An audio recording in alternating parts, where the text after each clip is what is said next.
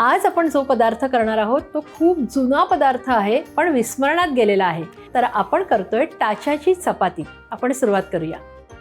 टाच्याची चपाती करण्यासाठी सगळ्यात आधी आपल्याला तांदळाच्या पिठाची उकड करून घ्यायची आहे. तर त्यासाठी मी इथे 1 कप एवढं पाणी घेतलेलं आहे. उकड काढण्यासाठी पाण्याचं परफेक्ट प्रमाण हे खूप महत्त्वाचं आहे, तरच उकड छान येते.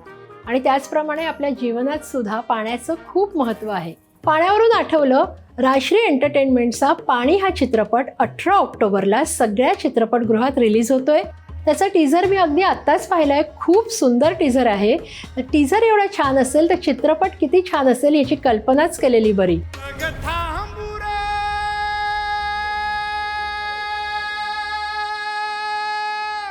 मी नक्की पाहणार आहे, तर तुम्हीही येत्या 18 ऑक्टोबरला चित्रपटगृहात जाऊन पाणी हा चित्रपट पाहायचा आहे. इथे आता आपण चवीप्रमाणे मीठ घालून घेऊया. आता 1 टीस्पून तेल घालून घ्यायचे. आता पाण्याला आपण छान उकळी येऊन देणार आहोत. पाण्याला उकळी आलेली आहे. जरा एकदा व्यवस्थित मिक्स करून घेऊया. आणि आता ह्याच्यात आपण घालणार आहोत 1 कप तांदळाचं पीठ. हे लगेच आपल्याला मिक्स करून घ्यायचं आहे, गुठळ्या होऊ द्यायच्या नाही आहेत. गॅस आपण बंद करूया आणि आता हे झाकून आपण एक 10-15 मिनटं ठेवायचं आहे. जोपर्यंत उकड मुरती आहे तोपर्यंत आपण कणिक मळून घेणार आहोत. 1 मोठा बाऊल एवढी कणिक घेतलेली आहे, ती आपण काढून घेऊया. त्यात आता चवीप्रमाणे आपल्याला मीठ घालून घ्यायचं आहे. 1 टेबलस्पून एवढं तेल घालायचं आहे आपल्याला आणि थोडं थोडं पाणी घालून आपण ही कणिक मळून घ्यायची आहे.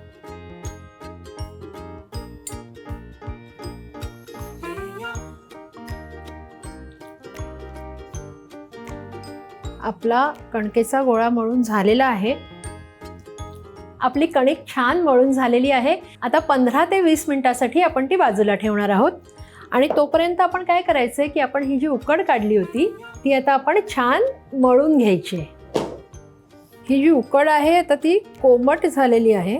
आता आपण ती व्यवस्थित मळून घ्यायची आहे. मळताना जर आपल्याला वाटलं तर थोडंसं पाणी आपण ह्याच्यात घालू शकतो. अगदी थोडंसं पाणी घालून घेऊया. जशी आपण मोदकाला उकड करतो तशीच ही उकड करून घेतलेली आहे.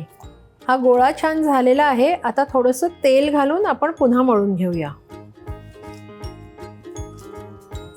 आता आपण ह्याचे छोटे छोटे गोळे करून घेऊया.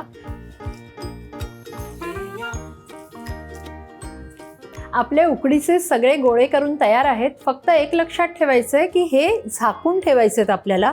जर उघडे ठेवले तर ते सुकून जातील, त्यामुळे हे आपण झाकून ठेवूया आणि आता पुढची प्रोसेस करायला घेऊया. आपली कणिकसुद्धा छान अशी मस्त मळून झालेली आहे. आता काय करायचं आहे, इथे आपण कणकेचे गोळे करून घ्यायचे. इथे आता आपण पोळपाटाला अगदी थोडंसं तेल लावून घेऊया आणि हा जो गोळा घेतलेला आहे आपण चपातीचा तो लाटून घेऊया. आता इथे उकडीचा 1 गोळा आपण घ्यायचा आहे, तो इथे ठेवायचा आहे आणि हे व्यवस्थित आपल्याला बंद करून घ्यायचं आहे. इथे तुम्ही ह्या कणकेची पारीसुद्धा करून घेऊ शकता, पण बरेच वेळा ती पारी आपल्याला जमत नाही, म्हणून हे मी तुम्हाला सोप्या पद्धतीने दाखवलेलं आहे. आता हा गोळा असा प्रेस करून घ्यायचा आहे. आतली जी उकड आहे ती सगळीकडे छान पसरली गेली पाहिजे, म्हणून आपण हे प्रेस करून घेतोय. कणिक आपण आता दोन्ही बाजूनी लावून घ्यायची आहे आणि छान चपाती लाटून घ्यायची.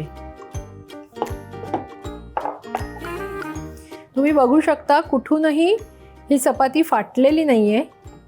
छान अशी मस्त पातळ लाटली गेली आहे. आता आपण ती भाजून घ्यायची. तवा आपला तापलेला आहे. आता ही चपाती आपण तव्यावर घालून घेऊया, उलटून घेऊया. आता थोडंसं तेल आपल्याला ह्याच्यावर घालायचं आहे.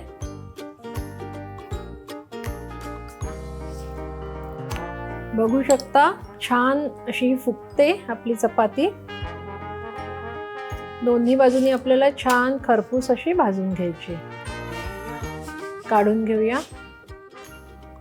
अशा प्रकारे आपण सगळ्या टाच्याच्या चपात्या करून घेऊया.